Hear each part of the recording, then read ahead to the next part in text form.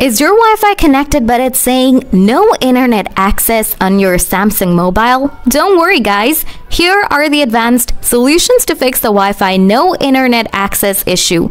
So, let's begin the process. Before proceeding, ensure the following. Solution 1. Turn on the Wi-Fi scan throttling.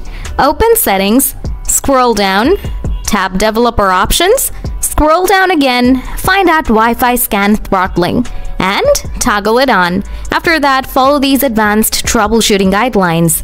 Solution 2. Forget the Wi-Fi network and change the DNS. Open Settings, tap Connection, tap Wi-Fi, then tap on the settings icon from the right side of your Wi-Fi network name. Tap Forget at the bottom right corner. Now tap on your Wi-Fi network name again. Enter your Wi-Fi password.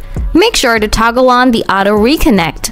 After that, tap View More, then tap IP Settings. Select Static. Now tap IP address. Type 198.168.68.118. Then tap Network Prefix Length. Type 24. After that, tap DNS1. Type 8.8.8.8.8. After that, tap DNS2. Type 8.8.4.4. Then tap Connect. And then go ahead to reconnect your Wi-Fi network and change whether your issue is solved or not. If not, if you still have issues, try to restart your Wi-Fi router. Solution 3. Reset Wi-Fi settings. Go to Settings, scroll down, tap General Management, scroll down again, tap Reset.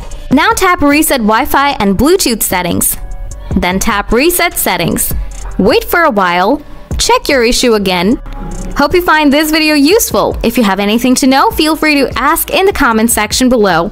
Thanks for watching. See you again.